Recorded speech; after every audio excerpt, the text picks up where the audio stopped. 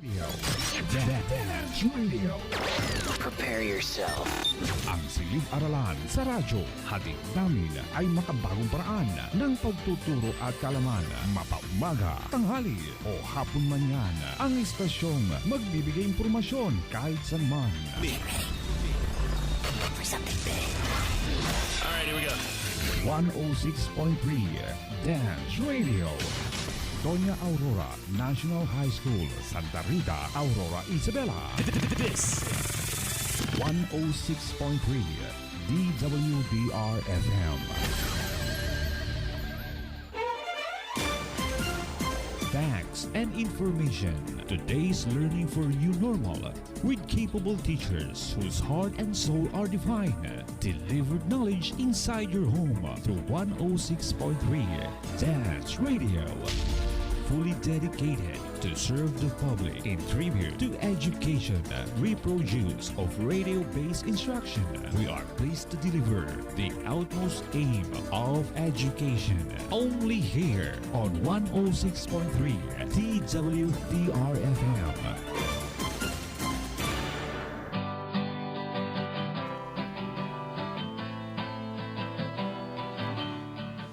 The beautiful thing about learning is that no one can take it away from you. Good day, grade 10 learners. I'm Teacher Dennis.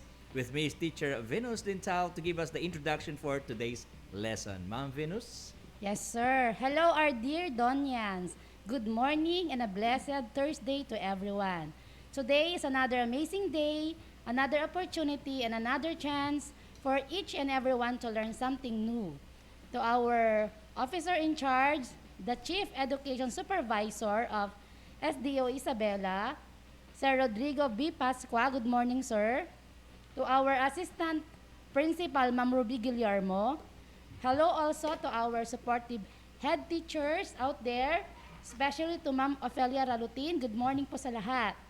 Also to all teachers and staff of Doña Aurora National High School, especially to the proactive and dynamic teachers of the English learning area, to the parents, dear students, and to all our avid listeners and viewers here and abroad, most especially to the grade 10 learners, to my advisory class, 10 SPJ, and to my other class, 10 Sinigtala. Good morning sa inyo. And with me are the other grade 10 English teachers, Ma'am Jennifer Velasco, Ma'am Beverly Ramirez, and Sir Dennis Mendoza. Hello, hello! An amazing morning to all our radio listeners via Dance Radio 106.3 FM and of course our viewers via Dance FB live stream. I hope you're all safe wherever you are right now and you are tuning in to our live discussion for English 10. Of course, special mention sa aking advisory class. Hello, 10 Talisay. I hope you are tuning in right now. And to all other grade 10 classes. We have 10 Yakal, 10 Tangile, 10 Tindalo, and 10 Sinagtala. Once again, good morning. I'm one of your teachers for today. I'm Teacher Beverly L. Ramirez. Okay, an amazing and blessed Thursday morning to all our avid listeners, especially to our grade 10 learners. I am Teacher Jennifer A. Velasco. I would like also to greet my grade 10 classes, 10 Banaba and 10 Molave, and also other classes like 10 Acacia and 10 Almasiga. Please stay with us until the end of this RBI lesson. I would like also to greet the grade 10 G. Melina and 10 Nara, and we hope you will stay with us until the end of today's English lesson. Thank you so much, teachers. Indeed, today is another wonderful day, and we are glad to be with you as we embark on another fun-filled learning journey for our third lesson for the second quarter. And for today's lesson, you are expected to, first, define an expository essay, and the other one is be familiar with the steps in writing an expository essay. Ma'am Jen? Okay, and of course, for those who are following us via Facebook live stream, Don't forget to comment in our chat box, hashtag lesson accomplished in grade 10 English. And may we also encourage all those who are with us today to please share this FB live stream so many learners and listeners will learn something new from our simple discussion today. Again, click share. Paki-click po ang share. Thank you for sharing. Don't forget to click share. Kalabitin nyo ng inyong mga kapitbahay at mag-tune in na sa ating live sila discussion. Marites. Yes, Marites at mga Marisol and lahat ng Mariposa. Mare. Okay. So before we proceed to the discussion of today's lesson, let's have a review of our previous lesson. Our second lesson, which is on opinion and assertion. Assertion, yeah. Okay. So, from our previous lesson, we've differentiated an opinion from an assertion. So, ano nga bang pagkakaiba? An opinion, my dear learners, is a statement of personal belief, feeling, or thought and does not require proof. Just like, for example, when you are asked to view a particular movie, after viewing, you might say, that's the best movie that I have seen so far. So, that's an example of an opinion. Whereas, an assertion is a statement of personal belief or it's a statement that is somewhat true and somewhat false. It can be somewhat similar to opinion, that is a belief of someone, but it can be proven. Pwede siyang patunayan kung tama ba siya, kung totoo ba siya, or false. Of course, for us to determine if you really understood your previous lessons, may I ask you some questions to answer. All you have to do is to key in your answer, the item number plus the letter of your answer in our comment box. Okay, Ma'am Jen? Again, we just like to repeat. You may key in your answer in our chat box. Of course, the item number plus the letter of the correct answer, or send it via CP number of Sir Dennis. Sir Dennis, paki-announce nga. 0927-213-6257. Okay, ayan po ang number ni Sir Dennis. Winners, of course, will receive 20 peso worth of load courtesy of the beautiful Ma'am Venus Lintao. Ayan, birthday niya palagi. Merry Christmas, Ninang. Yes, advance Christmas din sa inyo yan. Okay, let's have number 1. You are the kindest person I have ever met. Again, you are the kindest person I have ever met. What makes this statement an opinion? Is it A, it is based on the person's belief or judgment? Or is it B, it uses the word kindest? Letter C, only letter A is the correct answer. Or letter D, letters A and B are the correct answers. Ayan. Again, you may send your correct answers via chat box or Sir Dennis CP number. Okay, 0927-213-6257. Ulitin natin ha. 0927-213-6257. Okay, so key in your answers now for meron na pong sumagot, item ma'am. number 1. Okay, meron na po tayong sagot. Si JC, tama ba ako? JC Marita Bago of 10 Rutherford A, letter A ang sagot niya. Si Jasmine Medina D. Okay, Jasmine Medina. Benaline Miguel Dolor B. Johans Sanders Bulan is A. Sai De La Cruz A. Jairo Emmanuel A. Marami na po. Let's reveal the correct answer, Ma'am Venus. The answer is? So the correct answer is letter D. Okay, Letter D. Letter D ha. Si Miss Medina. That is Jasmine Medina of 10 Einstein. Yan, sila po Okay. nakakuha. Congratulations. Yes, congratulations. Now, dadako tayo sa number 2. The number 2. Ayan, number 2. Here is number 2. Sir Dennis? Okay, number 2. Filipinos have fought countless hurdles. What makes this statement as assertion? Again, Filipinos have fought countless hurdles. What makes this statement an assertion? Is it A, because it is observable, B, because it can be witnessed, C, because it can be classified as true or false, or D, all of the above? Dami sagot na po tayo dito. Let's find out. JC bibilis Tabago na nila. naman ay D. Ang sagot ni JC Marie Tabago. Sarina Lay Santiago, wala siyang section. Okay. Yan, una-una. Sige, meron pa. Oo. Basa. Number 1 pala yung sinasagot. Cyril Labagnoy, 2, D. Si Jocelyn Lazaro, D. Alexi Manzano, D. May nag-answer pa, sir, ng F. Ha?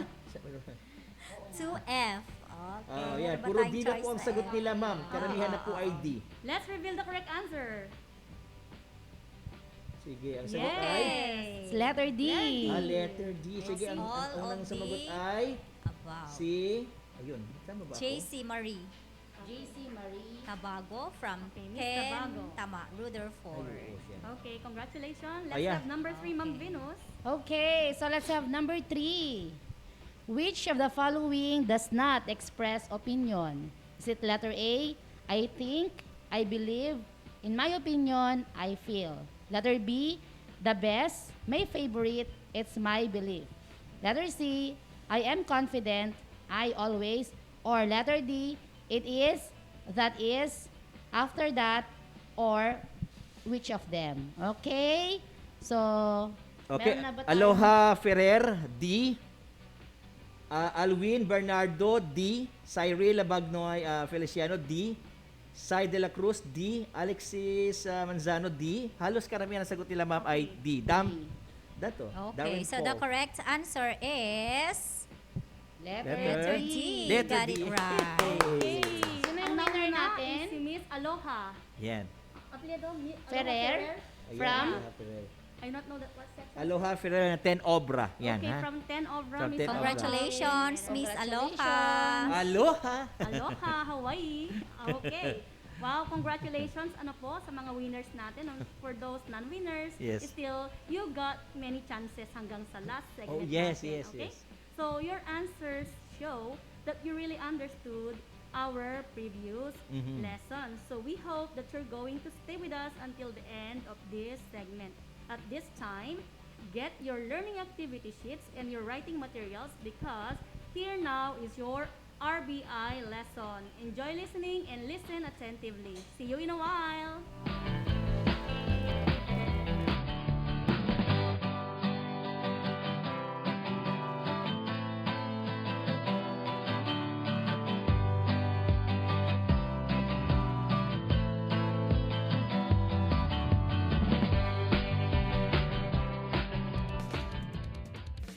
Dance Radio, siniparalan sa radyo, atid namin makabago, paraan ang pagtuturo. Wala nang makakapigil pa. Sulong Arangkada 106.3 Dance Radio sa Aurora, Isabela. Edukasyo'y susulong, basta't magtulong-tulong, sulong edukalidad. Dance Radio, learning is amazing. Language, Grammar and literature. a program that will develop your vocabulary. Comprehension. Critical and analytical skills. This is the English Learning Area. Only here on 106.3, the WDRFM Dance Radio. Where learning is amazing. Good morning to all our avid listeners, most especially to the grade 10 students of Doña Aurora National High School. It's nice to be with you again for another episode of fun-filled learning experience in English 10. I'm Teacher Dennis, your radio teacher for today. And here now is your RBI lesson for week 3 of quarter 2. Before we proceed to our discussion, let us have a review of the lesson found in your previous learning activity sheets titled Formulate Claims of Fact, Value, and Policy. You have learned from this lesson that there are three types of claims, right? Yes, sir. What are those three? Sir, we have the claims of fact, value, and policy. That's right! Let us examine each of the statements as to whether it uses a claim of fact, value, or policy. Are you ready? Yes, sir. Number 1. Cell phone is a useful tool in supplementing teaching. Again, cell phone is a useful tool in supplementing teaching. What's your answer? Sir, it's a claim of fact because a cell phone is really helpful in teaching, most especially in this time of pandemic. You are correct. The statement is true. Statement number 2. Students should use cell phones responsibly and widely. Again, students should use cell phones responsibly and widely. What claim is it? Claim of policy, sir, because of the presence of the modal should, which advocates that it should be done. Very good. How about this third statement? Cigarette smoking is dangerous to your health. Again, cigarette smoking is dangerous to your health. Sir, claim of value because the statement is persuading us that smoking is bad. Precisely. For today's lesson, you are expected to accomplish the following objectives. Define an expository essay. Be familiar with the steps in writing an expository essay. And write an expository essay.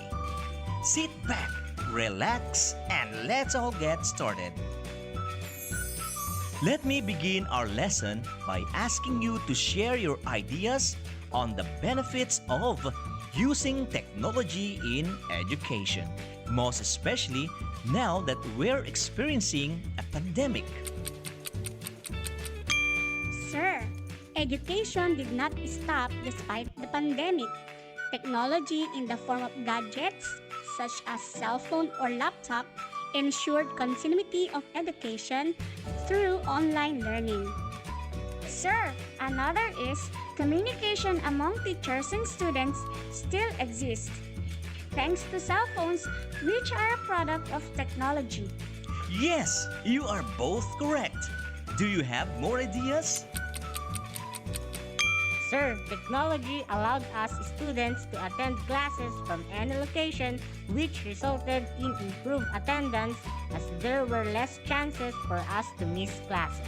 Sir, since online lectures can be recorded, archived, and shared for future reference, this allows us to access the learning material in our most convenient time. Those are bright ideas. Based on your answers, you were able to at least give brief explanation on the topic presented to you. Don't you know, my dear students, that your ability to explain issues or ideas can help you in developing one type of essay, which is the expository essay. For today's lesson, the title of your learning activity sheets is Writing an Expository Essay. What is an expository essay?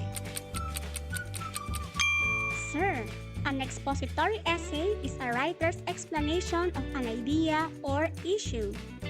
Yes, you are correct. For you to better understand how to write an expository essay, let's have the following steps. Just like an argumentative essay, an expository essay should also have 3 parts. Can you name the 3 parts of an essay? Sir, they are the introduction, body, and conclusion. Exactly. How should you write an introduction? Sir, for the introduction, have an interesting opening sentence that catches the reader's attention. Another is give some background information and try using an interesting fact, an interesting question, or a quotation, sir. Sir, we should also write our introduction with the thesis statement because thesis is what our essay is all about. Very good! Here's an easy formula that you should remember.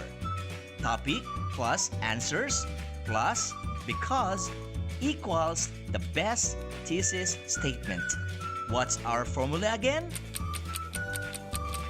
Sir, our formula is topic plus answers plus because equals the best thesis statement.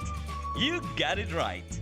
For the body paragraphs, you can use the tree method. Tree as in letter T, R, E, E. Tree method. What do these letters mean? Sir, T is for topic sentence. R for reasons. E for examples. And the last E for explanation. Correct. And for the concluding paragraph, you just need a couple of sentences to summarize your major point. And don't forget to restate your thesis statement. Did you understand, my dear learners? Yes, sir. Now, let's have an example for you to better understand what an expository essay is. We have here 5 paragraphs. Kindly read the following paragraphs. Introductory Paragraph. Distance learning, though challenging for students and their families and teachers too, is very important because it is the only way that education could go on while we are still on community quarantine. Body paragraph 1. Totally canceling this school year due to the unforeseen emergence of the COVID-19 pandemic will just result to more complicated problems that will surely affect the students in the long run. One whole academic year is too long for them to be deprived of their right to education. Moreover, it will also interrupt their momentum and interest towards learning. Body paragraph 2. It can also be noted that when learners are left with nothing to do because education stops, there will be a relatively higher possibility that students become disinterested towards education. In fact, it has been a perennial observation of Carla Callores, a public high school guidance counselor, that those who missed at least a school year and comes back tend to show lazy attitude towards learning.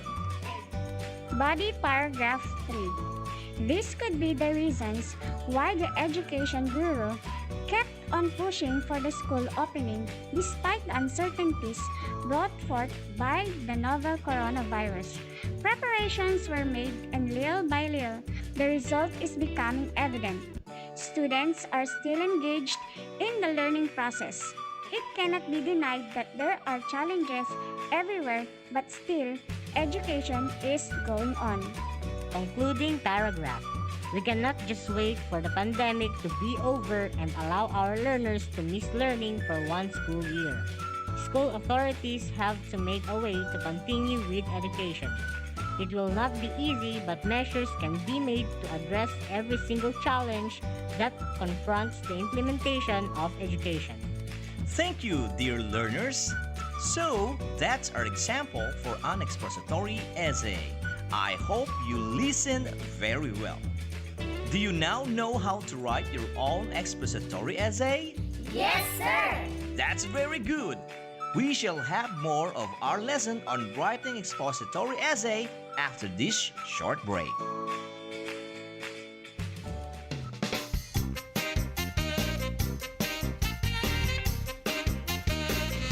It's time for our English trivia. Trivia. Did you know that the tiny plastic cover on the tip of a shoelace is called an aglet? What? Let's spell it out. Aglet. A-G-L-E-T. aglet. Isn't it amazing? Amazing! Now you know.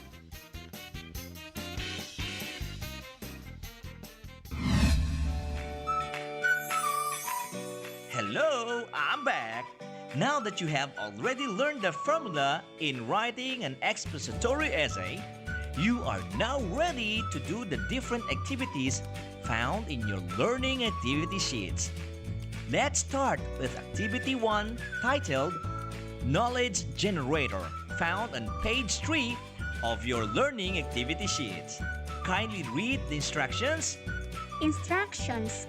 Choose one from the given topics such as COVID-19 pandemic, anti-terrorism law, ABS-CBN closure, postponement of sports activities, online learning, and virtual entertainment. Then, come up with a word cloud by providing keyword or phrases that are related to your chosen topic. Okay, suppose you have chosen the topic online learning for your word cloud. Can you give some words or phrases that you can associate with it? Sir, internet connection. Another sir is distance learning. Sir, new normal. Sir, another word is challenging. Learning modality, sir. And I would like also to add virtual words, sir. That's great! That word cloud will really help you in writing your expository essay. Using the ideas that you have generated from your word cloud, you are now ready to come up with your own expository essay. Open your learning activity sheets on page 4 for Activity 3 titled Write to Write. To give you time for that, let's pause for a break. Don't go away. I'll be right back.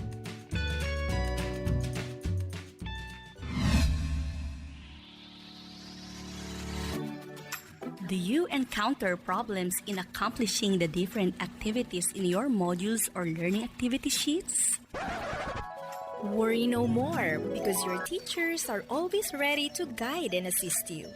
You can send your questions or clarifications in 2 easy ways. 1.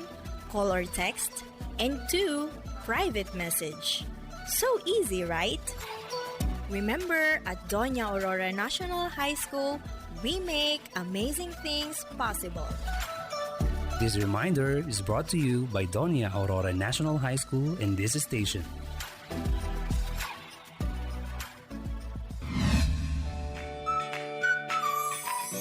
Hello, I'm back. So I hope that you have already written your expository essay. Is there anybody who would like to share his or her output? Sir, I would like to share mine. Online learning, though challenging for students and teachers, is one very important tool that provides great opportunity for learning in the time of COVID-19 pandemic. But just like any other learning modality, online learning also has its own set of advantages and disadvantages. One of the advantages of the said learning modality is that students can study on their own pace. All he or she needs is a laptop with internet connectivity and perhaps additional materials and softwares. Students can watch videos and read modules wherever and whenever it is convenient for them. Moreover, with its range of options and resources, online learning can be personalized in many ways that it is one way to create a perfect learning environment suited to the needs of every student. And since online classes can be taken from home or location of choice, there are fewer chances of students missing out on lessons. On the other hand, online learning requires gadgets such as laptop, tablet, or phone. These items seem to add financial burden to students and their parents as well. Internet access can be costly at times and does not guarantee fast connection. Learning at home can also be extremely distracting as many students' homes are not conducive for learning because some of environmental noises. And since they are learning at the comforts of their homes, students have very little chance to interact with their classmates and have almost no chance to make new friends. And lastly, the increase in screen time can be hazardous to students' health as they can develop bad posture and other physical problems due to staying hunched in front of their gadgets. Indeed, online learning has its pros and cons, but decoding and understanding them will surely help in creating strategies for more efficiently delivering the lessons and ensuring an uninterrupted learning journey for students. Wow, that's very good. To help you improve your understanding of today's lesson, let us listen to these tips on how to write an excellent expository essay. 8 tips in writing an excellent expository essay. While there are many different types of essays, an expository essay is perhaps one of the most systematic. This essay requires students to explore an idea, evaluate evidence, elaborate on the main idea, and state argument on the idea in a coherent manner. In short, the main focus is to explain facts. Here are 8 tips in writing an excellent expository essay. 1. The wording must be clear and concise. 2. Stick to the third-person pronouns. 3. Have a strong thesis statement.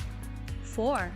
Each body paragraph should cover only one topic and present one new idea. 5. Order your arguments accordingly. 6. Use transition words. 7. Cite your sources. And 8. Have a killer conclusion.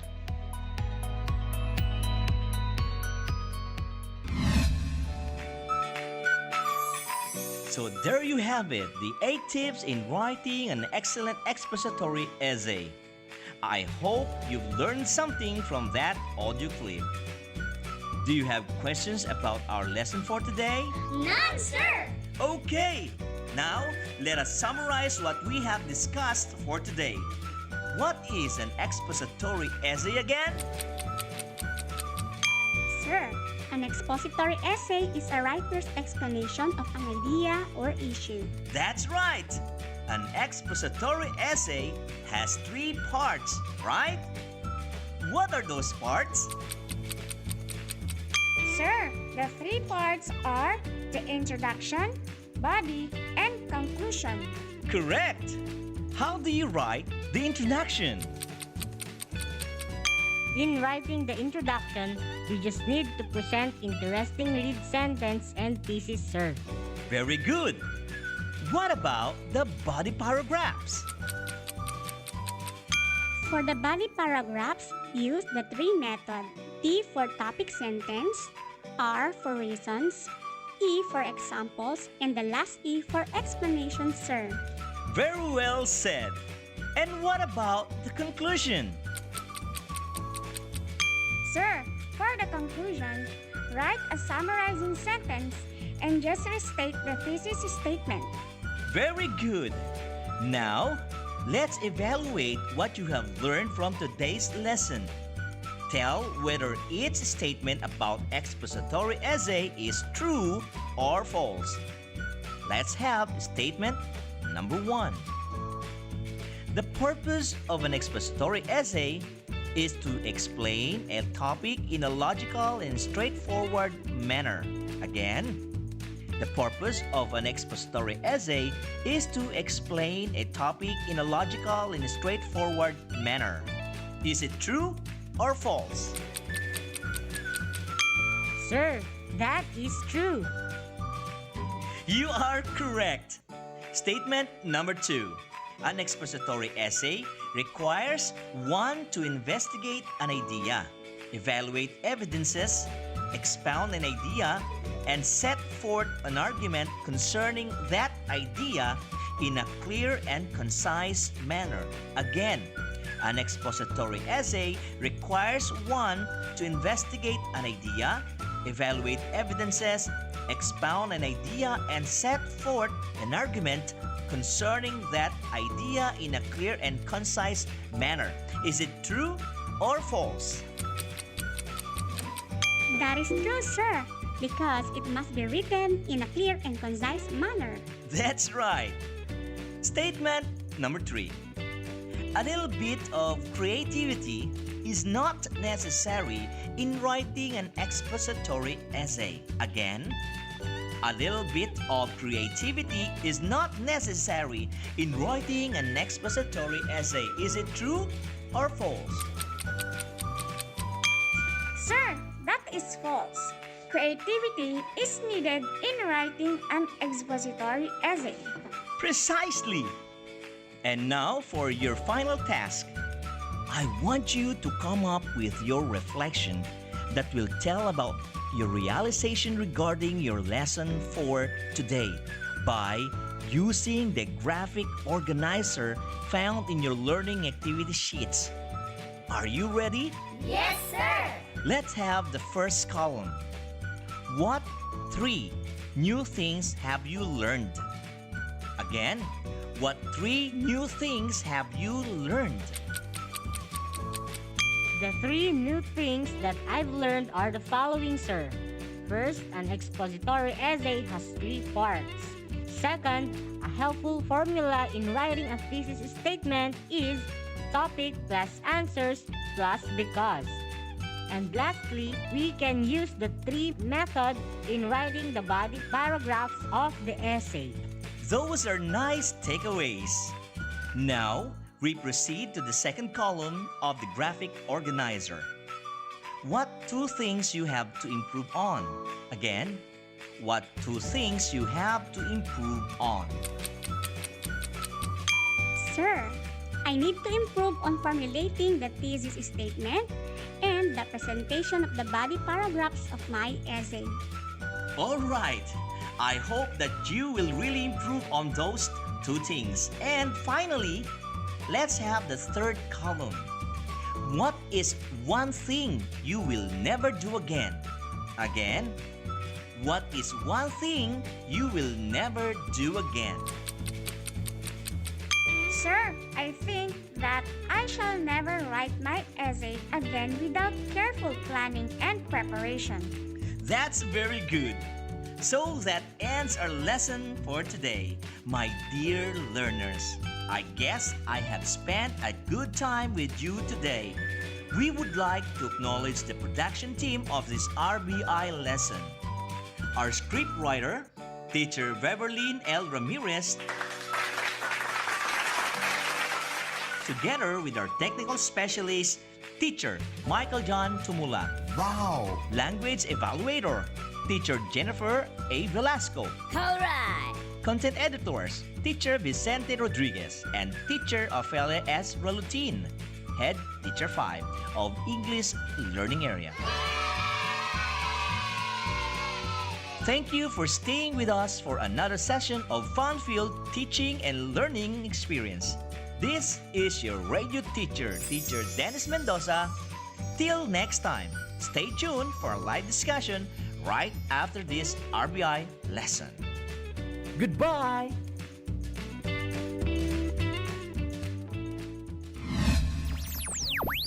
Language, Grammar and literature.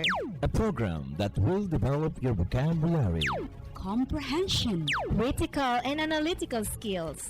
This is the English Learning Area. Only here on 106.3, the WDRFM Dance Radio. Where learning is amazing.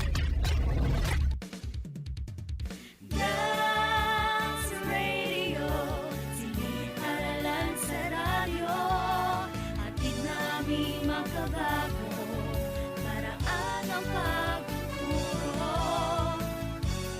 Wala nang makakapigil pa. Sulong Arangkada 106.3 Dance Radio sa Aurora, Isabela.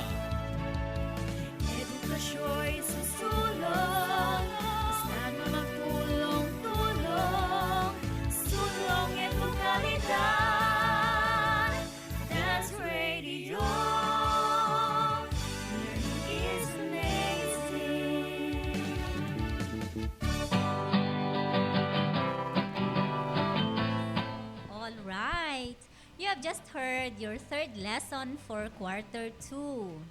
And to start with our discussion for today's lesson, may I ask you to answer this question? Ayan, dear learners, get ready with your gadget because you're asked to key in your answers your answer to this question. When you were still a young boy or a young girl, what's your favorite thing to do? Nung maliliit pa kayo, nung maliliit pa tayo, ano yung pinaka-gustong-gusto ninyong ginagawa? May I ask my fellow English teachers here to share their favorite thing to do when they were still young? Starting off with The youngest. Sir Dennis, the youngest. Siyempre, pinag-usapan na. The only rose among the thorns. Kasi girl power tami palagi. Pati siya, one of the girls Go. Siyempre, dahil yan ang pinag-usapan natin when we are still young, di ba? Karamihan naman sa ginagawa natin nung bata tayo, naglalaro. And I love to play hide and seek. No? And still up to now, ginagawa ko pa rin yan. Playing hide and seek with my inaanak. Tama. Masaya naman pala itong laro ni Sir Dennis. Parang gusto ko na rin, gusto ko rin gawin. Feeling ko naglaro ito ng hide and seek, tatago niya yung sarili niya, hahanapin niya afterwards. Squid Game lang. Magtaka siya pag nahanapan niya yung sarili. Maganda yun pag walang kasama. Ano, nagjajakin po kayo sa harapan ng mirror. Diba? Unahan kayo. Okay, playing hide and seek for Sir Dennis. What about you, Ma'am Venus? Yes, ma'am. When I was a kid, I love playing Chinese garter.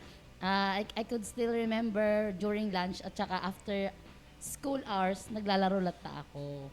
Hanggang ngayon ba, ma'am? Ay, hindi na kaya, ma'am. Na-realize niya, gusto pala niya Chinese. Hindi na kaya, ma'am, ngayon. Okay. Si Ma'am Chen naman. Ma'am Venus, why not you try it na lang? Kaya mo yan, Chinese garter. Hanggang Hindi nga, Chinese na gusto. level lang, ma'am. Chinese na gusto niya na. Hanggang ni-level na lang daw ang kaya niya ngayon, Ma'am Chen. Napakahirap ng tanong na to, Ma'am Bebs. Uy. When you were still young. Nung maliit ka pa, hindi bakit naman di ka ako naging lumaki. bata? Di ka naging bata? Parang ako Nung maliit ka pa, sabi, hindi naman ako lumaki. Parang hindi rin ako lumaki. Huwag kayong magkaila, Ma'am Venus, ha? Sige. Mamaya may parada naman ng 5 flat. Well, as for me, Ma'am Bel, talaga, I really enjoyed playing luto-lutuan. Kita-kita naman. Di ba? Mamaya may reason ako Office dyan. naman, di ba? Okay. Sige. Siyempre ako naman, when I was young, I enjoy playing bahay-bahayan with my cousins. Wow. Walang tatay-tatayan, Ma'am Bel? Wala. Ako palagi yung basta Tatay. ako lang. Siya yung tatay, siya pa anak, siya pa Ako asawa. yung tatay, ako yung anak. Sige. And Kinuha lahat niya ng na lahat. members ng family, ako. One-man band. Okay. So, let us try to read the answers coming from our students. Sir Dennis, what do they love to do when they were still young? Sige Marami nga. dito, Ma'am Beb, sabi ni Ryan When I was D. young, I listened to the Ignacio, radio mga sagot sila. and hear my ito, favorite si song. Christina Cassandra Valdez, sabi niya, to play with friends. Wow. Tapos, ito naman, si Sai de la Cruz, pang genius yung sagot niya. No? My favorite thing was reading. Wow. Talaga naman. Sabi niya? Favorite niya raw magbasa, sir. Si Sir Dennis din, may favorite siya magbasa noon. Alexis Manzano, to play with my childhood best friends. Okay. Si Eliza Juan, playing patintero with my cousins. Wow, nakaka-enjoy naman yung patintero na yan, ano? And also, si John Mar Galande Januaria, watching cartoons. Ayan. Ito si Renzel Angela, reading fairy tales. Okay. Ayun, meron pa dito nag-answer. Yes, si Last na to. Aslyn Timoteo from 8SPJ, sabi niya dito, magluglug po sa aripit kasama mga pinto. yun? Sana magsama. Ang saya. Ano yun? Malacopa Creek. Ayan, di ba? Yan ang aking What is that aripit, Ma'am? Ano aripit? Ano yun? Di ba doon tayo minsan Doon mga yata bata sa kwan tayo, yan, sa naliligo. may, sa may... Waig, parang waig? Sa may... Diba sa farm yan, pag meron kang rice field. Ay, yung oo. Yung parang mini swimming pool sa mga rice fields. Di ba? Yun. Oh my God. Alam mo, Hindi Ma'am ko Bebs, tinry yun nung bata ako. Yung Malacopa Wala kasing nun, aripit sa amin pala. yung Malacopa nun siguro ang Boracay of the Kalabasa. Diba? Sa inyo. Oo, sa inyo. Kasi Jennifer had a very unforgettable experience with that Malacopa. Ang saya ng Malacopa. Okay. So, thank you for sharing your answers on your favorite thing to do. Now, there is follow-up question here. Can Yun you na tell naman us why do you like doing that thing? Mm. Halimbawa sana yung kay Sir Dennis. Why do you love playing hide and seek when you were still young? Siyempre, playing hide and seek, ha? Ito, totoo naman to. Gives a child some valuable physical benefit as well, since the exercise helps them build stamina and aids muscle development. The challenge of getting into the perfect hiding place will help improve their balance, agility, and coordination. Tama yung balance. Biro mo yung nakasuksok kasi sa tabi, di ba? Oo. Kailangan wag ka mahuli kasi Kanya-kanyang, ganun ka eh. pagkasyahin ng sarili. Yes, kung ma'am. saan Tsaka yung pwedeng agility, yung bilis magtago. mo talaga dapat mabilis yung ano mo eh. Di ba? Magtago. Lalo na ngayon, marami nga ngayon. Pag dumating yung Bombay, ang galing magtago naman ngayon. Magtago. Ako naman hanggang ngayon naghahanap. Kailan kaya yung perfect para kay Ma'am Nanay ko Beb? po, ayun na. Okay. Si Ma'am Venus naman, you answered a while ago. Yes, ma'am. Playing Chinese garter. Why Kasi, Chinese garter? aside dun sa sinabi ni Sir Dennis, why Chinese garter? Kasi noong panahon na yun yung trending, ma'am, na laro namin. Viral. Yun ang mga viral ano noon. Game, di ba? Kung ano yung Uso, yun. kailangan ma-experience Yes. din, no? Sabi ko Tama na. yan, Ma'am Venus. Uso na bang magluto nun, Ma'am Jen? Ano Yung na? totoong luto-luto. Pang social naman lagi, naman pala. ma'am, eh. Oo, may mga, Pang social may mga na ano pot yan. clay na kami nun, Ma'am Beb. Oo, di ba? Oo.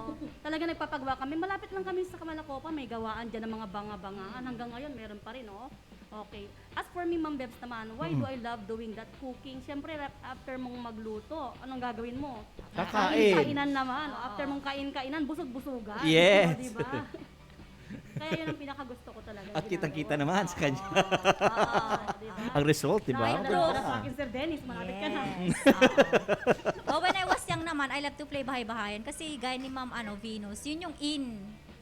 Yun yung in. At saka it's my way of bonding with my cousins. At saka yun yung rason para hindi ako matulog sa yung alam mo yung tanghali, patutulugin ka. O di maglaro. Paano yun, ma'am? Sabi mo kanina, mag-isa mo lang. Paano yun? No? Hindi, yung mga imaginary friends ko, sir. Well, actually, I play with my cousins. Kaya nga nakakamiss kasi sana in-enjoy ko pa yun kasi ngayon medyo magkakalayo na kami ng ibang mga Nakakamiss yun, pinsan, mga family. Ngayong Christmas, gawin nila ulit yatin yun, di ba? Maglaro tayo. And Ma'am Beth, with this activity, you're asking of what do we like to do when we were young, regardless of what it is. Yes. But the good thing or the best thing is that whom do you do it with? O parang Yes, tama yun. It's not about what do you do. Yes. But the person you're doing it. And that remains or that leaves an indelible part of our lives na i-reminisce mo talaga hanggang.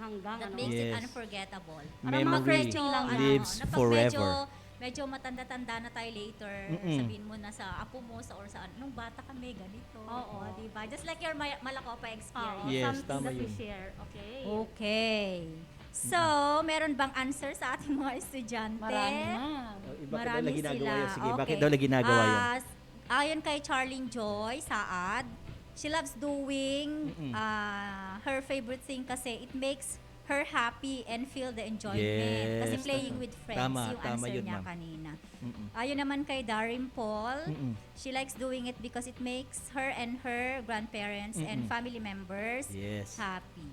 And then kay Sai naman, kasi she loves reading when she was still young, it was fun and challenging at the same time. Mostly, it made them happy daw, ano? Yeah. And completed their childhood. Yes. And Alin same with ba us. yung Na kung pwede nga lang balikan, pagbabasa? Lahat ng Ay, mga ay, experiences. yes, oo. Yeah, kung yeah. pwede nga lang balikan, Oo masarap nga eh. balik-balikan. Kaysa naman yung gadgets na lang. Na Ay, oo po. ginagawa Tama yan, ma'am. Tama yan. Kaya yung mga kabataan ngayon, hanggang bata pa kayo, gawin nyo na yung mga larong bata. Kasi pag tumanda na kayo, Hindi mo na pwedeng katulad gawin. namin ngayon, bagamat naranasan namin. Ikaw lang, pero sir, diba? kami kaya pa namin. Huwag mo kaming isama dyan. Dennis left the... Yung Hindi, hide and totoo seek, yun. pwede bang laruin ngayon? Yes. Imagine mo naman ako, nagbabahay-bahayan kami. Chinese garter gagawin. Ako ngayon gagawa pa ito, Chinese garter. Hindi na magcha-Chinese garter. Yung kasi hide and seek, ginagawa pa rin hanggang ngayon. Pwede. Ako kasi nagbago na. Ay, parang tsaka ikaw luto-lutuan. nagtatago ka, ako naghahanap pa rin. Ay, ngayon, nagbabahay-bahayan na ako. Oo, hindi na bahay-bahayan. Okay. Napasarap ang ating kwentuhan. Thank you so much for your answers, for your explanations. You know, my dear learners and fellow teachers, when you put those ideas into writing and add more details to your explanation, Yes. you'll be able to come up with one kind of essay which is an expository essay. Now, what is an expository essay? Okay. So, simply saying, well, the clue lies in the name, no? Because the term expository came from the word exposition. And exposition means a comprehensive description and explanation of an idea or a theory. So when we define what is an expository essay, ayan, it is a type of essay that explains. Okay? So, it can be on how to do something, paano gawin ang isang bagay, halimbawa sana how to cook pinakbet, how something works, how does a computer work, or simply to provide information to our readers. Ma'am Venus? Yes, ma'am. So, like any other essay, an expository essay follows the same general structure with the following parts. Di ba ma'am, lesson natin nung week 1, we have the argumentative essay. Meron din siyang parts na introduction, body, and conclusion. Like, also in the expository essay, meron din tayong introduction, body, and conclusion. Okay, now so let's discuss the first one, the introduction. So, in the introduction, you present your essay topic and your thesis statement. Ideally, hooking your reader with intriguing facts. You also introduce your supporting evidence and all necessary context to help your reader understand your thesis. So we have here, we call this, reminders kung paano tayo gagawa ng introduction. So we have here, let's start with a hook statement that will intrigue the reader. So here, a hook is an opening statement, and its purpose is to grab the reader's attention. So it could also be done by using few different type of hook like question, quote, anecdotes, or even statistics. Pwede din yun. Yes. Or general statements. Statements. And B, give some background information for readers to understand the topic better. So it might include things like definition, pwede, historical context, or even current events. Yes. Current issues. And then letter C, conclude with a thesis statement. So a thesis statement is a sentence that sums up the central point of our essay. Yes. So it is usually comes near the end of your introduction. Yun yung thesis statement. Yes, and so that's for introduction. Yes, What about ma'am. the body, Sir Dennis? Yes, sa ating 110 viewers, makinig kayong mabuti. Yes, The body paragraph support and expand the points you made in your introduction.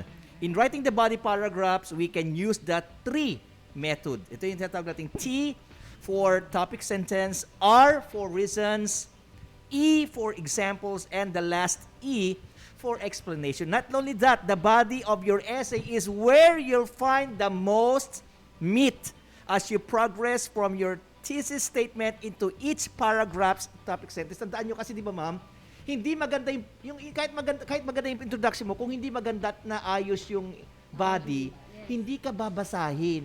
At kung basahin ka man, maboboring sila. So, kinakailangan po natin na maganda po ang presentation nyo ng bawat topic sentence. Not only that, in writing the body paragraph, take note of the following. Ito, ano yun? Use transition words and sentences to transition between body paragraphs. Transition words and sentences are the phrases that express the relationship between two paragraphs, signaling to the reader why you're making a specific point and how that point fits into your overall work. For Diba? example, Mga Sir examples Dennis, natin when we yan. talk about transition words, could Yes, be those phrases like moreover, Yes, in yung mga ganun, ma'am. addition, o kaya first, Second. if you are presenting a process, Yes po, tama first, po yun. second, third, and then Next. finally, lastly, mga ganon. O kaya on the other hand, actually, and Yes. so on and Those so are some forth. examples. Yes. ma'am. Okay. Okay. Na, Okay po. Now, in your last body naman, in the last body paragraph, you'll need to transition to binanggit natin kanina yung transition to your conclusion.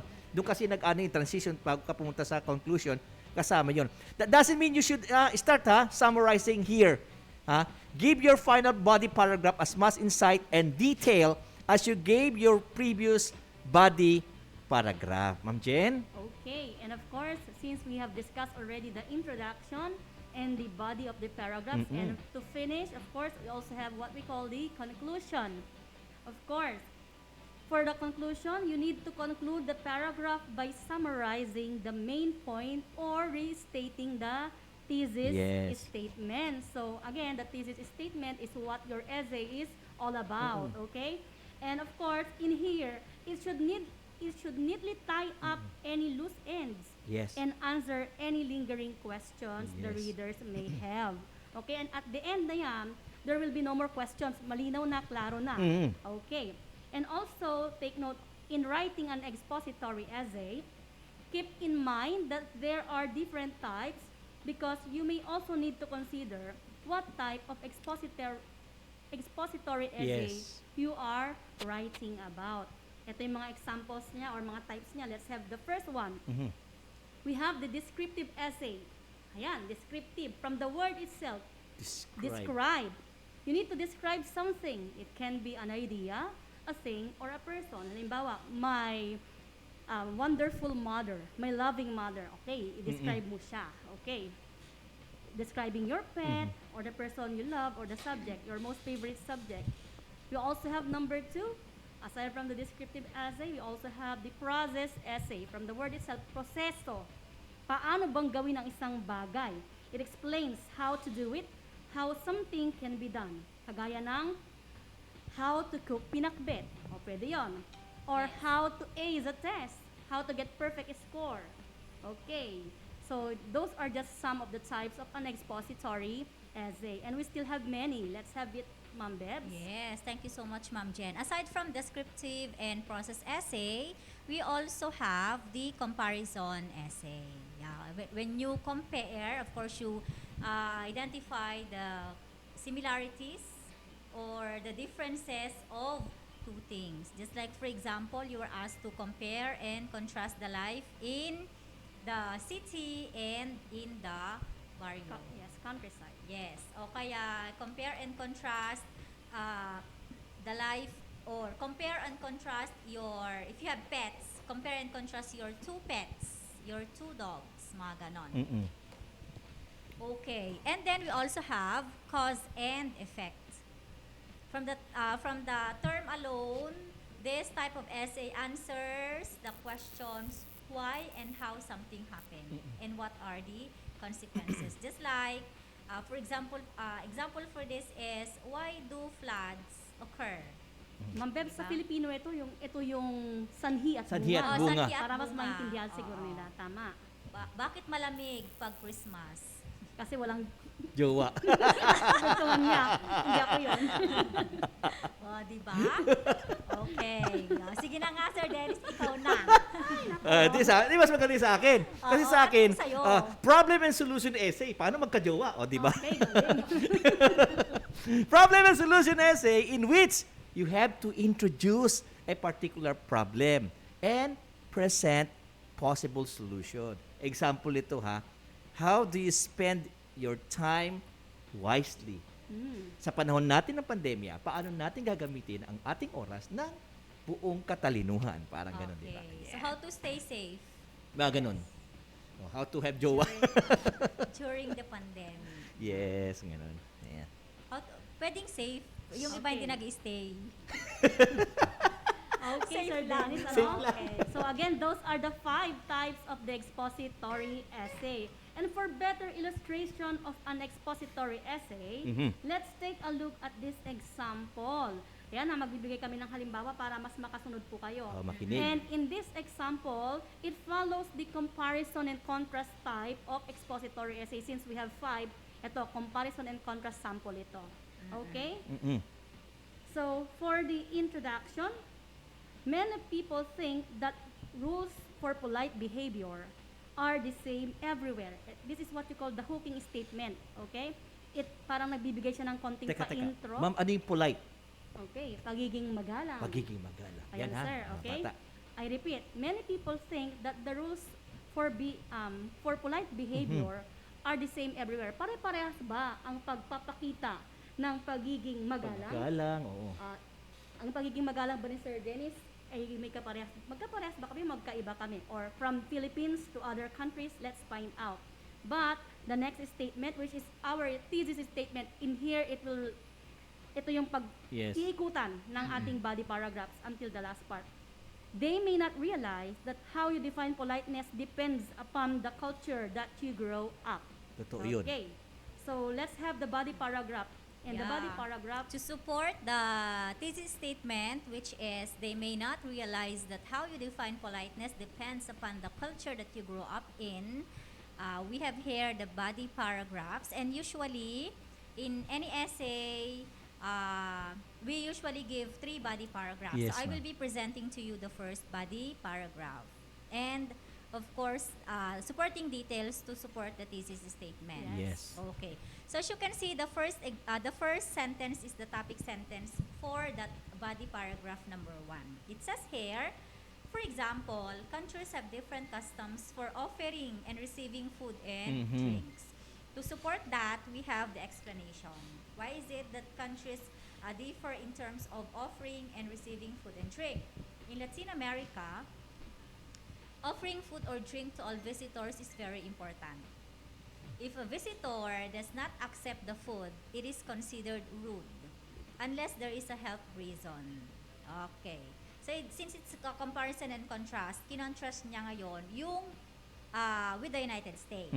On the other hand, in the US, it is appropriate for a guest to say no if he or she doesn't want anything.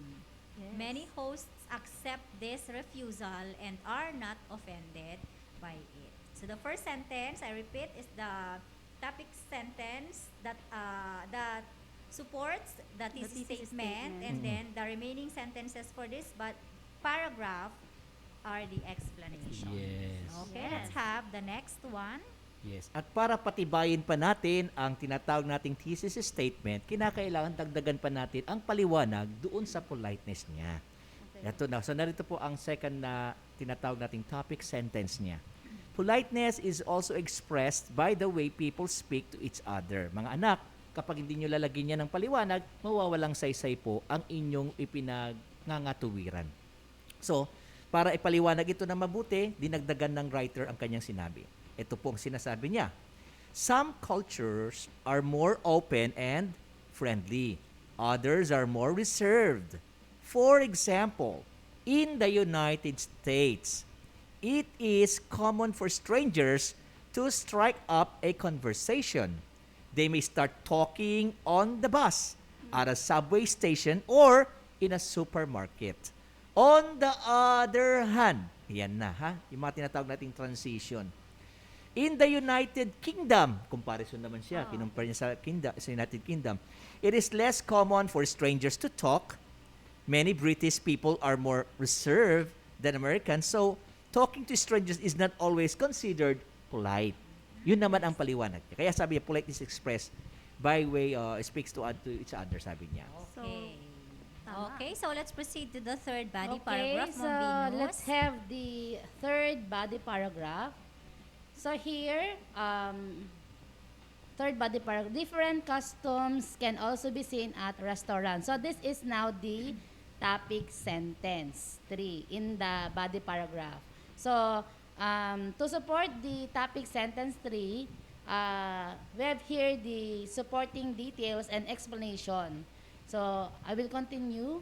In the United States, for example, people say, "Excuse me," to call to a waiter or waitress. They do not snap their fingers because they think it is rude. In some cultures, in contrast, people gestures with their hands or snap their fingers. Unlike in the United States, it is appropriate in those countries and the server will not be offended.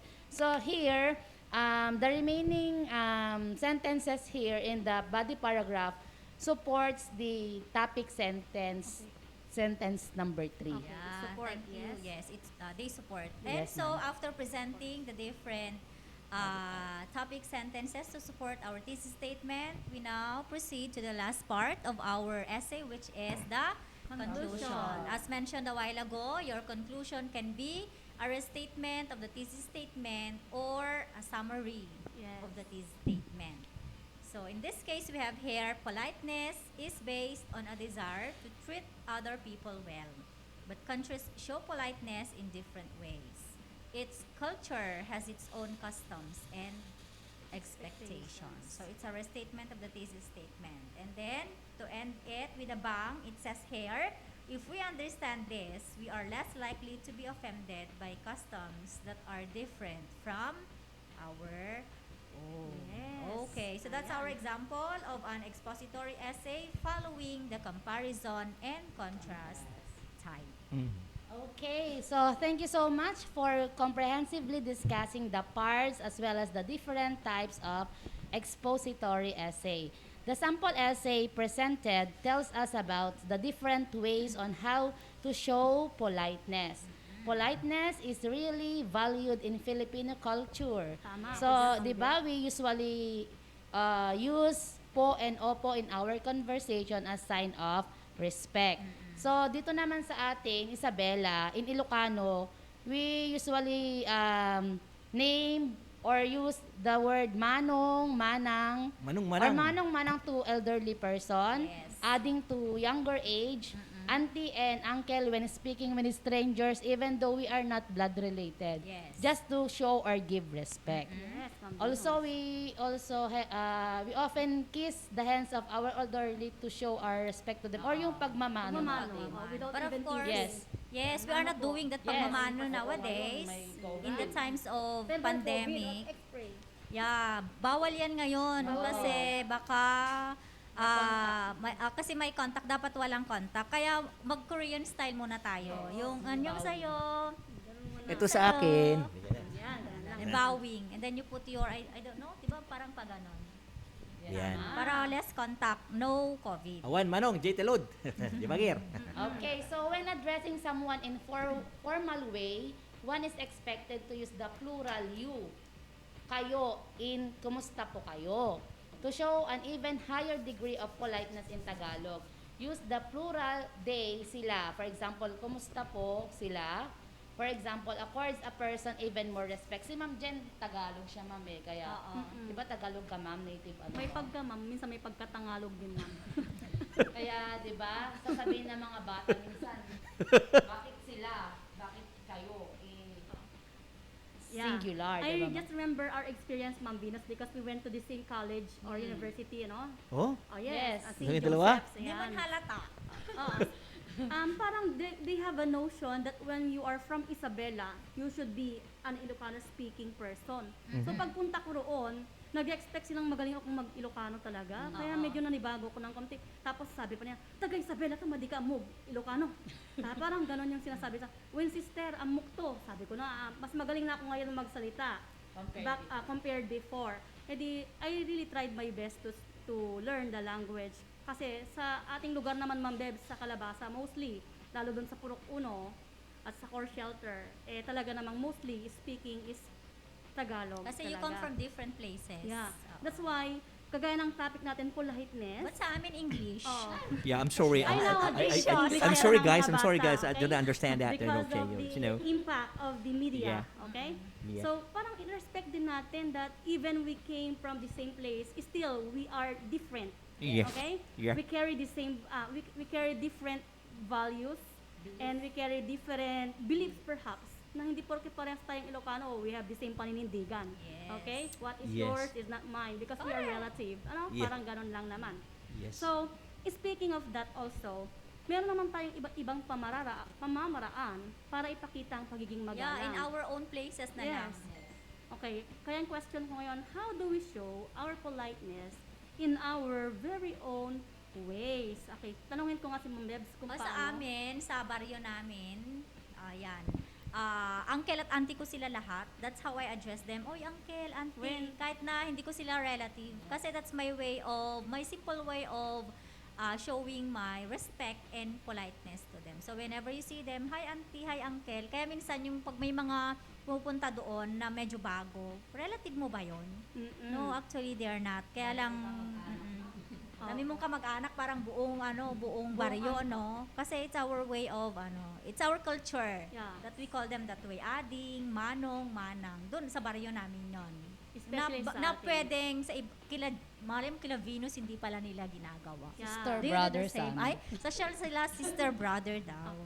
Sis, ganun. Diba? O kaya Mare, nung latest. You know, talagang culture is really one of the most interesting topics. Kagaya na lang ng lugar namin ni Ma'am Venus.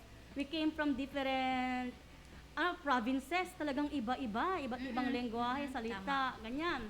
So, sabi sa akin ng taga Batanggenya kong kaibigan, nababanas na ako. Sabi niya, gano'n ang salita. Alay, nababanas na ako eh. Sabi ko naman, bakit ka naman nababanas sa akin? Ano naman salang ikakabanas mo sa akin? Wala akong ginagawa. And that is culture, that's language, Ma'am Debs. Nagagalit na rin ako, Ilocana. Niya kamit din. Hindi niya ako naawatan, okay? Totoo naman, kabanas-banas. Sabi niya, pinapawisan na. Yun pala yun, naiinitan pala si Batanggenya. Si Ilocana, alam ko, Batangas. naiinis. So parang, again, politeness is that we need to understand their culture, saan sila nanggagaling. Our culture dictates our behavior. Yes. Kaya parang sabi ko, dapat palang aralin natin at with that, we can understand, and by simply understanding, we will get to fit in and stay in very safer and mas masayang mundo kasi nagkakaintindihan tayo. Ako naman napansin ko rin, Ma'am Debs, kagaya ng sayo, napapansin ko, lahat kamag-anak mo, sa Pilipinas, napansin ko, women are well respected. Yeah. Talagang pagkababae ka. Kasi kultura natin. Kultura, parang, wow, mga gentlemen, ang dami-daming gentlemen. 9 other countries in the world, hindi nila they don't pinapansin. practice. Especially, Mare, kapag kayong babae, talagang may facial value na at may physical body value Ay, nako. Bibigyan ng upuan niya ni Sir Dennis. Agad-agad.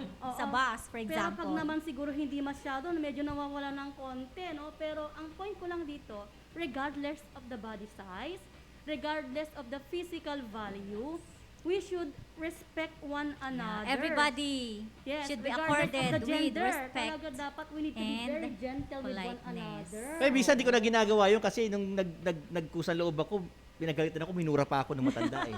Ay, ganun, sir. Kasi may nakita ko, papunta ako ng Santiago. Nandun ako sa bus. Nakita ko yung matanda nakatayo. Sabi ko sa kanya, Nanang, dito na po kayo. Sabi ko, maupo na kayo sa upuan ko. Pinagalitan ako. Minura ako ng matanda. Kasi papunta sa ng Ilagan, papunta ako sa Santiago.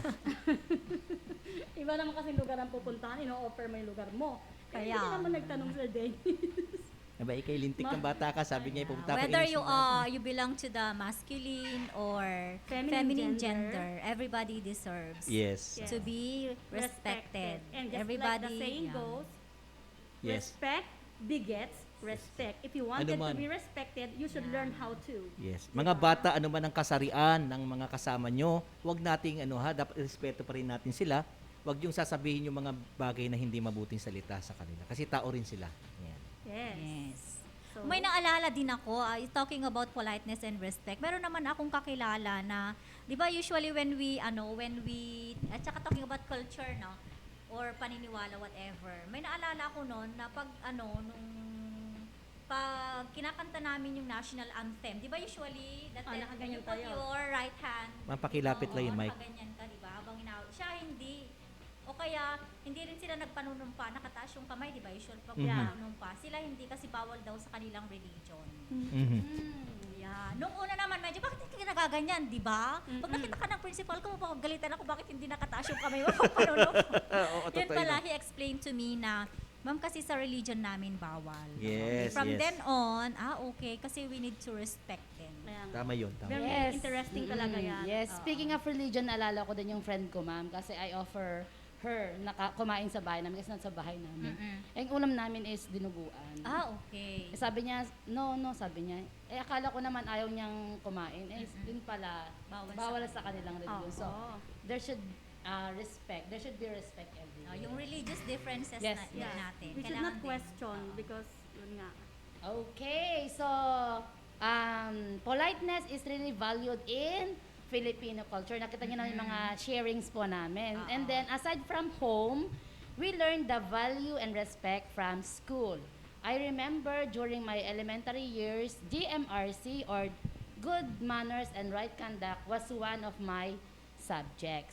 Our school develops us to have the core values of being makadiyos, makatao, makakalikasan at makabansa. Kaya nga minsan sinasabi natin pag may taong hindi maganda ang asal na parang wala siyang pinag-aralan. Yes. Diba? Minsan Yes. nasasabi Well, natin. that's actually one of the reasons why it's nice that students or our children go to school Yes. kasi it's expected that that's one of those things that they should be taught of. Values. Yes.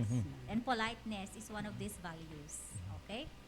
Yes, I agree with you teachers, no? Valuing is always included in our lesson plan in all academic subjects. And that is why going to school is really important, not only to learn academically, but also to acquire and apply good behavior to become a good citizen of our country. Sayang nga lamang at wala pa tayong face-to-face sa ngayon. But still, ang kagandahang asal ay dapat nakikita di lamang sa paaralan, kundi bagkus kahit sa ating mga tahanan. Remember guys, remember students, we are all born as empty vessels which can be shaped by moral values. Yes. Amen? Yes. Tama yan, Sir Ayan. Dennis. Talagang dito napapansin natin that the school and our home should really work together. Yes. The parent, or let us say our parents, should not rely dependently Oo. on the reading of Tama. their children in our Tama po school. yun. And in the same way, our Shared school, responsibility. Yes, dapat. tama po we yun. should not rely the rearing of the children sa parents lang. Kung Tama ano yan, yung sir. naumpisahan dapat ng Shared parents, responsibility. itutuloy Yes. ng hindi yung kung ano yung naumpisa ng parents, babaguhin. Kasi nga mali naman. for Opo, example. yan. Maliban na lang, Ma'am Debs, kung talagang mali at there's something na kailangang Oo, yun nga. Mas tuwid, mahirap kasi then yun. we do it in Yung the school. papalitan mo kung ano yung ginagawa. Yes, Dapat tama po yun. tutuloy sana. Yes. Yes, I agree. So, nakakamiss lang yung mga estudyante natin, no? It's been 2 years na that they have not reported in school physically. Mhm. So, ayan, speaking of going to school, kaya pala ito na ang naging data ang nag-gather natin. Yes. Based on the data from DepEd, as of August 11, 2020, 23 million have enrolled in both public and private Wow. school. Yan ang data Dami, natin. 23 million. Yes, very August good. 11, 2020. However, in 2019, we had the data of 27.7 million enrollees or learners. So, mas marami pala noong 2019. Oo, as face-to-face pa kasi compared yon. Yes, noong opo. 2020 wherein pandemic Yun na have yung pandemic, started. yes. Ayan. So, now the question is, considering our data, we can see that there have been a significant difference or decrease in Yes. the number of Oo. enrollees. Totoo yun. So, learners, let's try to tickle the mathematician in you. Yes. Let's bring it out. You need to key in the correct answer in our chat box or chat it to the city Yeah. number of Yes. Sir Okay. Dennis. I-text nyo kay Sir Dennis. Here's the question. What is the difference between 2019 and 2020 number of enrollees? Ano daw ang kanilang pagkakaiba? Key in your answer in our chat box. Oh, yes. Okay, Come on, ano dear kayang gagawin learners. nila? You may start computing and bring out the mathematicians in you. Okay? Yan. Ano Sige, kaya tingnan ang natin ha. difference? Tingnan natin kung anong mga sagot. May sagot na ba? May sagot na ba tayo? na ba? Parang Ang hinahanap namin wala dito, pa. what is the difference? Difference ha? Difference na tinatanong Okay. natin. The difference between Alam, the enrollment yes, ang dali-dali na yan, mga anak. 2020 Giveaway na yan. and 2020. Yes. And Just already giveaway ha. 2019. Magkano po tatanggapin nila ma'am? 100? Ma'am Jen, magkano? Okay, we have 20. At Still, 20 peso Ah, worth 20 of load. pesos. Oh, Ayan na, meron na po tayong sumagot na isa. Meron Si na. Christina Cassandra Cassandra Valdez Valdez. ng 10 Mendeleev. Sabi niya, 4.7 million. Meron na din kay Denise Audrey, anong apelyado nito? From 10 Mendeleev, Foronja. 4.7 million. We also have from JZ Marie Tabago, 4.7 million also. And most of the answers of our learners, 4.7 million. Ryan Jelly, Bisaya, I 4.7 guess, million din. Oo, I guess it's about time for us to reveal the answer. Let's see. Kasi karamihan naman sila pare-pares yung sagot. When Yes, we ma'am. are asked to find out the difference, we are simply looking for the answer for the operation. What mathematical operation shall we use? Subtraction. Okay. subtraction. And given with the given data, Ayan, ipakita na natin. 27 Million. 700,000. Okay. Less 23 million. And we have the difference of 4.7 million or 4,700,000. Thousand. Winner natin, ma'am. So, congratulations Si kay Christina Cassandra Valdez. Yan. Ng 10 Mendeley. Okay, thank you. Congratulations to all the mathematicians who tried their best. Manang-mana kayo kay Ma'am Venus. At mana din sila sa kailang section mismo na Mendeley, ha? At sa mga Mendeley Yes, sections dyan. galing, at ha? mga science classes Okay. natin and all those who sent their answers correctly. Ma'am Jen, I just noticed na ang laki nung difference, million, Oo. 4.7. Ano kayong mga rason bakit sila naghinto? Ayan. Oh, Here marami. are some of the possible reasons, Oo. Ma'am Bebs, because of that decrease of the numbers of enrollees. Yes. Possibly, number one, we have due to restrictions on face-to-face education. Alam mo, Ma'am Bebs, magastos kasing magpaaral araw-araw. Ayan, napansin mo? Ngayon, dito... Mas magastos ngayon Mas kasi maga- they stay at home. Tsaka, tsaka yung pangamba ng mga magulang kasi, ma'am. Tapos No? kain ng kain. Oo. Yes, ngayon naman, siguro kung bakit ayaw nilang mag-enroll face-to-face, ayaw nilang mag-aral sa bahay nang walang teacher. Kaya Mahirap medyo kasi. nahirapan silang Yeah. i-accept yan. You're a parent, alam mo yan. Tsaka yung Oh, parent ka Mahirap talaga. Parent ka. Virus. Kaya siguro. Yan. Yeah. Tama yun. Ayan, yung fear nilang makakontract ng virus. O yun, yung ayaw nila kasi nga dahil sa pandemic ay ayaw na magkasakit yung anak mga Akala ganun. nila kasi may face-to-face siguro. Now, we also have the possible reasons like Ayan. marriage. Yan Yung ang mga, mga- yung yes. mga enrollees natin, lalo yung mga teenagers natin, we have just heard, There are bigla na some. lang silang nag-asawa na. Yes. Okay. Sana all. At for information ng marami ang Isabela po ang nakapagtala sa Nakalulungkot population nga, no, Sir na Dennis. may pinakamaraming teenage pregnancy. During the pandemic. Yes, ma'am, hanggang And that's alarming on our 20. part. Yeah, Yes. it's actually very alarming. Yes, ma'am. O kaya Tama. naman, pwede Early ring pregnancy. other problems with regard to family. Yeah. And Pa that- ganun, di ba? Of course, those are interrelated problems. Hindi natin pwedeng sabihin isang factor lang. Yes, Ayan, tama there yun. are Actually, napakaraming lots of factors. Yes. factors. Yan. Hopefully, Okay. when face-to-face learning continues, talaga naman bumalik na at mag-surge Sana pa ang nga ating po. numbers Hari nawa. of enrollees para mawala na yan. At ma-lessen naman tong mga marriage na to or early pregnancy. Yes. That is alarming. COVID, Focus go on your away. education. Come again another day. Parang rain ko.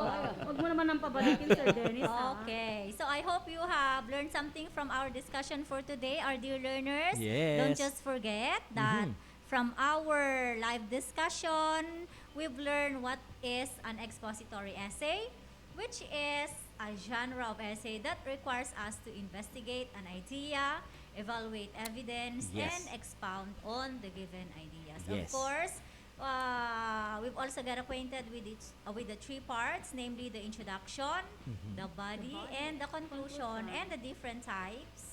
Of course, we need to be aware of this. Can be descriptive, process, comparison, cause and effect, and problem and solution essay. Essay. Yeah. Yan. Yes, Ma'am Okay. Venus. So this time, let's check what you have understood from our lesson. So key in your answer on the chat box and don't forget to write the item number before your answer. So we will be giving you 3 questions Yes. as your assessment. Okay, let's have number 1. Okay, number 1. The hook part of an exposition essay is best placed in blank. Is it letter A, the first sentence of the conclusion, letter B, the last sentence of the introductory paragraph, or letter C, the first sentence of the introductory paragraph? Okay, dear Okay. learners, key in the item number plus your answer for the first item. Yes, ganun din sa ating number 0927-213-6257. May mga nag-text na po sa atin kanina. Pipili lang po tayo dun just in case po, ha? Okay. Meron na po sumagot dito. Si Rain, tama ba ako? Rain Jeline daw. Ryan ba to? Rain Jeline Bizaya. Number 1, letter C daw ang sagot niya. Okay. We also have Christina Cassandra Valdez. C. 1, letter C din. Yes. We also have Shikina Jaira Tangonan, 10 SPJ, pero wala siyang sagot. Section lang. Okay. Tiffany. Stephanie Villano. 10 Einstein, 1C. Okay, so let's find the correct answer, find out the Okay, correct so answer. for Let's number reveal. 1, let's give the credit, I mean the points to those who answered via text. Text ba yan? Yes, Oo. ma'am. It's online actually. Online Ay, to, online chat ba? yan. Okay, I thought. Chat, ano? Ha? Siguro our last question later will be for those who are texting us. Yes, no? meron Para kasi nag-text sa atin. Yeah, okay, sige. So, Para the correct answer for number 1 is letter C. Okay, letter Okay. C. Oo, meron din nag-text sa atin sa ka-receive lang natin ay letter C din ang sagot niya. Okay, sino yan, siguro. Siya si Charlene Joy Saad. Yan, okay. Yun na ang winner natin Yes. kasi Sa isa lang siya. From 10 Rutherford. Yan. Ayan. 10 Rutherford. Thank you. Okay, second question natin via chat box naman. Oo, sa online naman yan. Online naman tayo, Via ah. chat box. Okay. So Chat those box. who Chat are box. following us Sir via Dennis? live stream, Yes, this kasi question is parang for you. Magkaiba yata Question yung number 2. Magkaiba yata yung aking doon sa number Okay, 2. let's help. Chat box Okay. tayo mga kapatid, chat box. Yan. Number 2 ha, in an expository essay, all paragraphs need... Sir, number 2, sir. Number 2 na?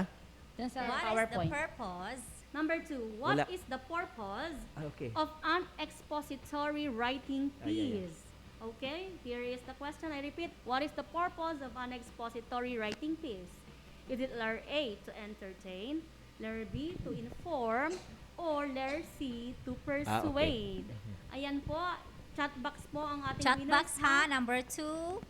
Okay. Item number 2, and then your answer.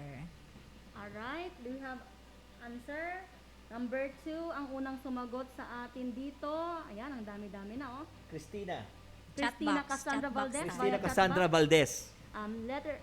Number 2, letter B. B ang sagot niya. And Mendeleev. Si Renzel Angela, 10 Almasiga, letter B. B din. B din ang sagot. Jonah Jamaica Changonan Castro. B. letter 10 B, Mendeleev 10 siya. Mendeleev. We Okay. also have Nove Ramos. Okay. 10 Camagong, So I letter guess B. it's now time to reveal the answer. Karamihan naman sa kanila, letter B ang Yes. answer. And So let's find out if let's the find answers are out. correct. It's Letter letter B, B. to inform. So who is our winner? Our ano? winner for Christine question number Valdez. 2 is Christine Valdez Valdez from from 10 Mendeleev. Mendeleev. Okay. And then Let's for our have. third question, para sa ating mga texters naman. Yes. Okay. Okay, Ay, texters lang po. siya. oh, para 0927-213-6257. 0927-213-6257. Okay, Okay, here is here the is- final question, number 3. Okay, let's see. Ayan. Here is it. I hate cleaning. I have to do it every week and it's boring. I have to clean the bathroom, wash the floor, and hover everywhere. I wish we could just pay a cleaner to do it instead. Which is the topic sentence? Okay. Is it letter A, I hate cleaning?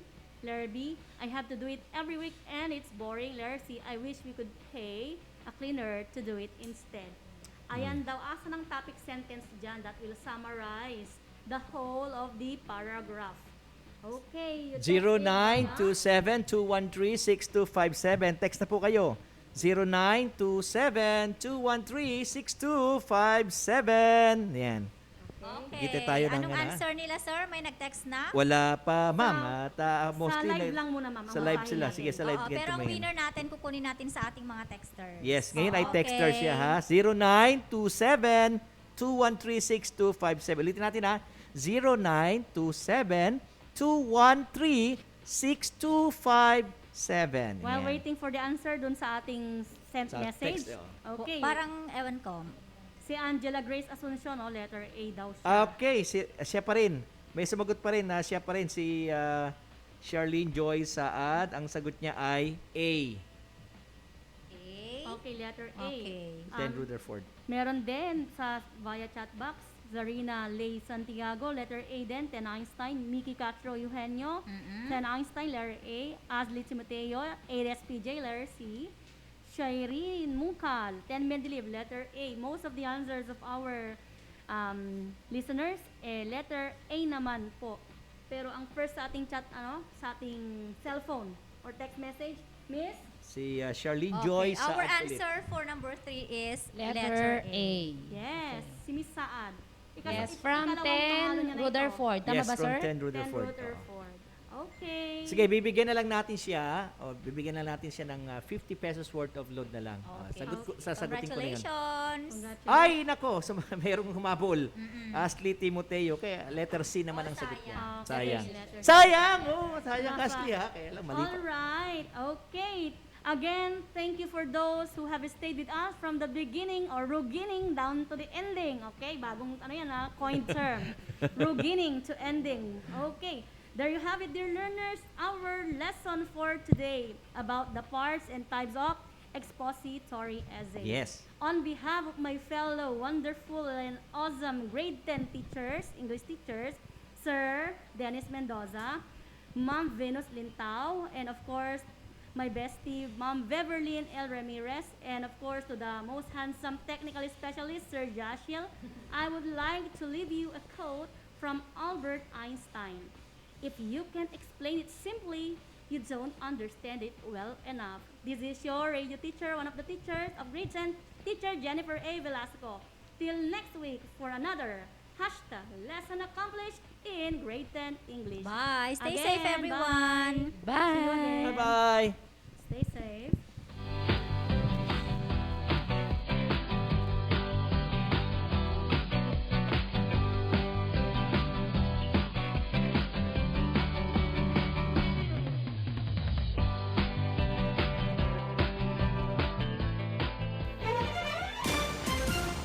Facts and information.